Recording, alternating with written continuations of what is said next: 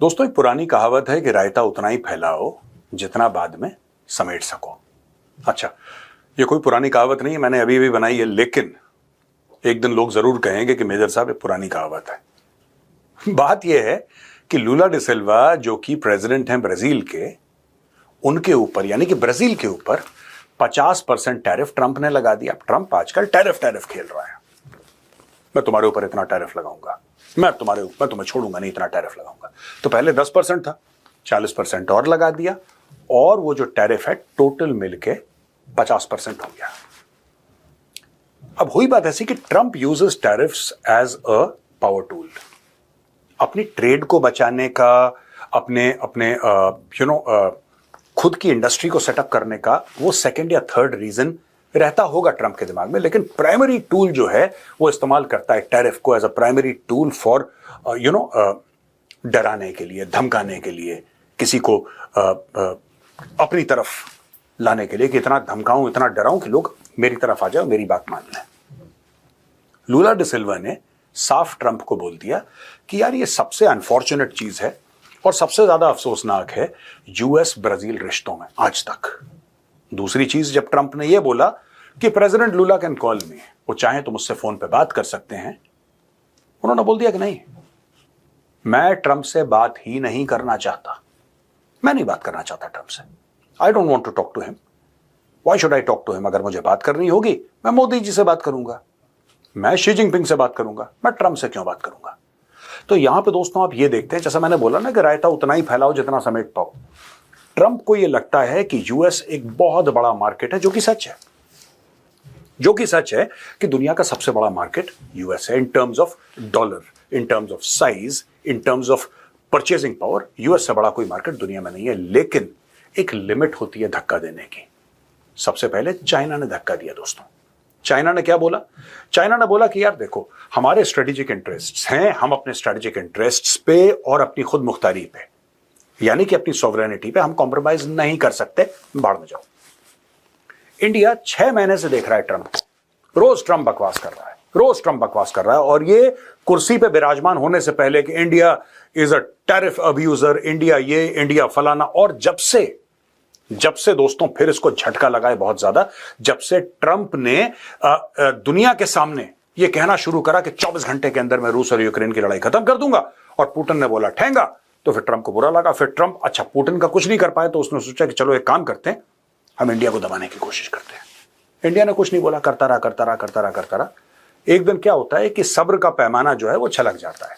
भारत के सब्र का पैमाना छलक गया, और मिनिस्ट्री ऑफ एक्सटर्नल अफेयर्स का वो जो कल हमने तो चाणक्य डायलॉग्स में डिस्कस करा था, वो चीज सामने आ गई और बोला कि भैया आप हमें दबाने की कोशिश मत करिए, हम तेल इसलिए खरीदते हैं क्योंकि हमारे स्ट्रेटेजिक इंटरेस्ट हैं, हम तेल इसलिए खरीदते हैं क्योंकि जो हमारे कंज्यूमर्स हैं, जो हमारे लोग हैं, उनके लिए सबसे बेहतर डील जो भारत को मिलेगी, भारत उस तरफ जाएगा। साफ सीधी बात है। और भारत ने आईना दिखाते हुए यह बोला कि यार अमेरिका हमारे ऊपर टैरिफ लगा रहा है क्योंकि हम रूस से सामान खरीदते हैं। अमेरिका खुद रूस से सामान खरीदता है, हमें क्रिटिसाइज कर रहा है यूरोपियन यूनियन यह कह रहा है कि भारत तेल खरीदता है, भारत सामान खरीदता है रशिया से, यानी कि भारत के पैसे से रशिया यूक्रेन की लड़ाई फंड हो रही है। लेकिन भाई 65 अरब यूरोज का 2024 में तो तुमने बिजनेस करा है, और रादर कई चीजों में, खास तौर से एलएनजी में जो गैस होती है उसमें इनका इंक्रीज हुआ है। 2022 में लड़ाई शुरू हुई थी, उसके बाद ये इंक्रीज हुआ है इनका परचेज, इनका तो कम होना चाहिए था। फिर भारत ने एक और चीज बोली, भारत ने यह बोला कि साहब आज से कुछ महीने पहले जब दूसरी सरकार थी, यानी कि जो बाइडेन की सरकार थी, आप लोगों ने बोला कि रूस से तेल खरीदो, आप लोगों ने खुल के बोला कि India please buy oil from Russia. अगर भारत रशिया से भारी मात्रा में तेल खरीदेगा तो क्या होगा कि ऑयल प्राइसेस स्टेबल रहेंगे। ये देखिए दोस्तों, एरिक गारसेटी साहब का एक स्टेटमेंट।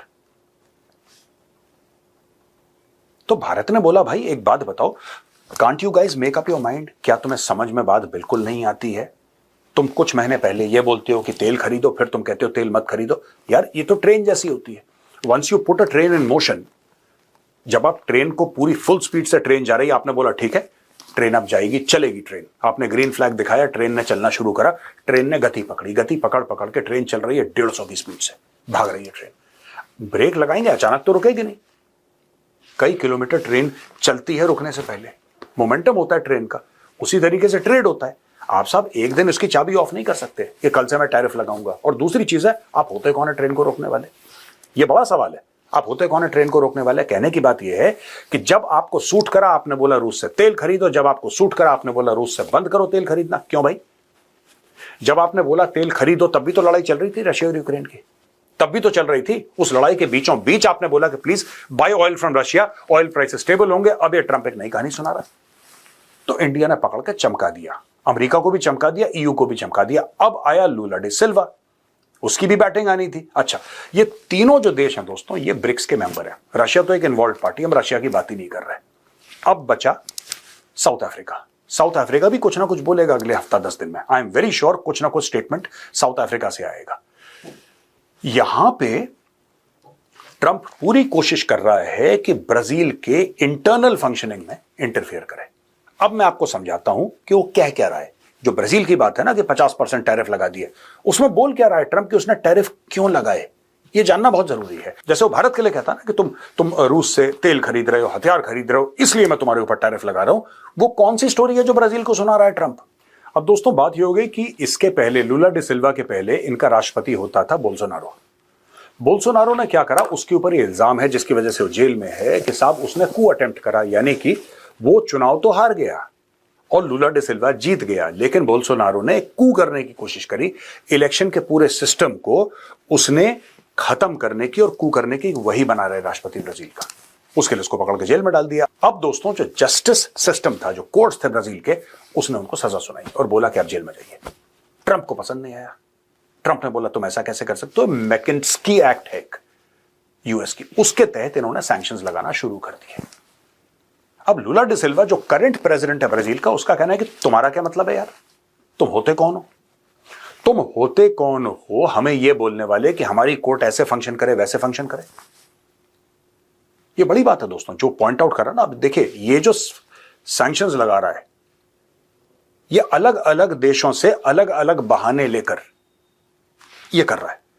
चाइना भी तेल खरीद रहा है रशिया से, लेकिन चाइना के बारे में, वो तेल के बारे में इतनी बातें नहीं कर रहा। जब वो चाइना से बात करता है, वो चाइना से तेल के बारे में इतनी बातें नहीं कर रहा। वो कह रहा है कि नहीं, आपने इतना टैरिफ लगा रखा है, हम टैरिफ लगाएंगे, आपकी इतनी गुड्स अमेरिका आती हैं, we want to shift manufacturing back. Bharat से वो बात कर रहा है तेल की और वेपन्स की।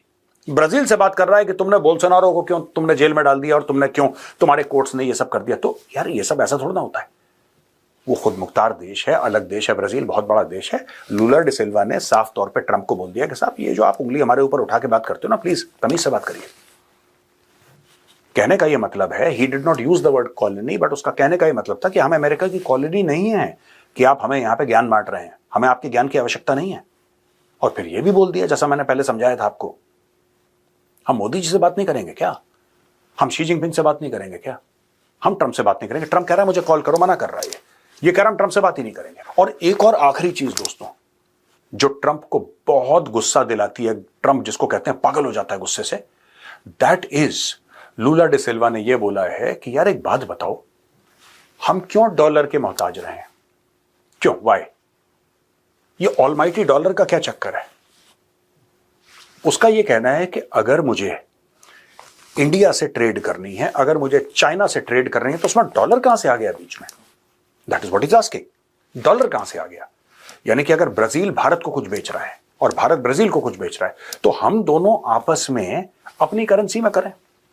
अगर भारत यह कहता है कि ब्राजील की करेंसी हमें स्वीकार है, फॉर एग्जाम्पल भारत कहता है कि ठीक है हम ब्राजीलियन करेंसी के रिजर्व्स अपने पास बनाएंगे, ब्राजील ये कहता है कि कोई बात नहीं, हम इंडियन करेंसी के रिजर्व्स अपने पास बनाएंगे, हम लोग रखेंगे इंडियन करेंसी, वो कहता है ब्राजीलियन करेंसी रखेंगे।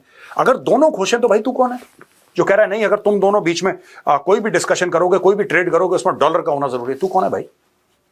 तो दोस्तों एक जमाने में बात हुई थी कि ब्रिक्स की कंट्रीज अपना एक अपनी नई करेंसी बनाएंगे, ब्रिक्स के देश, ये बात हुई थी। इंडिया ने बोला कि हम इसमें शामिल नहीं है, we don't want to get into this, we are happy with the dollar. लेकिन दोस्तों आज की तारीख में ट्रंप जो बार बार कर रहा है, बार बार पुश कर रहा है इंडिया को, मुझे लगता है कि अगर ऐसे ही ट्रंप बेवकूफी करता रहा, यानी कि वो रायता फैलाया जो समेट ना पा रहा हो, तो ऐसा ना हो कि भारत बोले अच्छा ठीक है, वी डोंट माइंड, चलो देखते हैं। देखते हैं चलो क्या होता है। आप एक काम करिए, करेंसी फ्लोट तो करिए, हम भी देखते हैं। अगर हमारी तरफ से कोई इनपुट होगा तो बताइए, हम देने को तैयार हैं, अपना हिस्सा शामिल करने को तैयार है। और क्या होगा दोस्तों, अगर भारत यानी कि ब्रिक्स के सारे जितने भी देश हैं, ब्राजील है, रशिया है, इंडिया है, चाइना है, साउथ अफ्रीका है, they form almost about 40% of the world's population. And land mass आप देख लीजिए, आप पॉपुलेशन देख लीजिए, चाइना की 1.3 है, इंडिया की 1.4 है, रशिया की पॉपुलेशन अगर आप मिला लें तो भैया 3 अरब तो ये हो गई, 3 अरब तो ये हो गई। मैं साउथ अफ्रीका की बात ही नहीं कर रहा, मैं ब्राजील की बात ही नहीं कर रहा अभी। I am not including their population. 3.5 अरब कहीं नहीं गए आपके। 3.5 अरब is literally 40-45% of the world's population. उसका जीडीपी, उसकी ट्रेड, उसका लैंड मास, अगर आप ब्रिक्स में देखें, रशिया का लैंड मास आप देखिए, चाइना का लैंड मास देखिए, इंडिया का लैंड मास देखिए। These are not small countries, these are phenomenally large countries in terms of economy, in terms of land mass, in terms of population. आप कैसे ignore कर सकते हैं? देखिए, एक लेवल तक ट्रंप धक्का दे सकता है दोस्तों। मुझे लगता है कि ट्रंप इज बीइंग मिसलेड, या तो सुनता नहीं किसी की बात, या उसको मिसलीड करा गया है कि सर वो टैरिफ ऐसा हथियार है साहब, it's like a nuclear weapon, एक बार आप इस्तेमाल कर देंगे तो वहीं पे आर्ग्यूमेंट खत्म हो जाएगा। पैसे से आप बहुत सारी चीजें खरीद सकते हैं, लेकिन जो पैसे के लिए बिकने को तैयार ना हो, आप उस आदमी को कैसे खरीदोगे? कोई खड़ा हो गया कहता मुझे चाहिए नहीं पैसे, आप बताओ। एक बहुत बड़ा सेठ है, मुझसे बहुत बड़ा कोई सेठ है, मुझसे 1000 लाख गुना ज्यादा उसके पास पैसा है। पैसे के मामले में मैं उसके सामने कुछ नहीं हूं, लेकिन अगर मैं सेठ को बोलूं कि मुझे तुझसे पैसे चाहिए नहीं यार, I don't need money from you, मुझे नहीं चाहिए, तू होगा अमीर, अपने घर में होगा, मुझे तुझसे पैसे नहीं चाहिए, फिर सडनली आप बराबर के हो गए ना। आप बराबर के हो गए क्योंकि उसका पावर पैसा था। आपने ये बोल के कि आपको पैसा नहीं चाहिए, you don't need his money, you don't care about his money, you have made both the people equal. इसके लिए धक्का लगातार ट्रंप दे रहा है दोस्तों, और अपने खुद के देश को भी बहुत बड़ा नुकसान ट्रंप पहुंचा रहा है। ये बाद में उसको पता लगेगा कि जो रायता फैलाया है ना, अब वो चाहेगा समेटना, वो समेट नहीं पाएगा।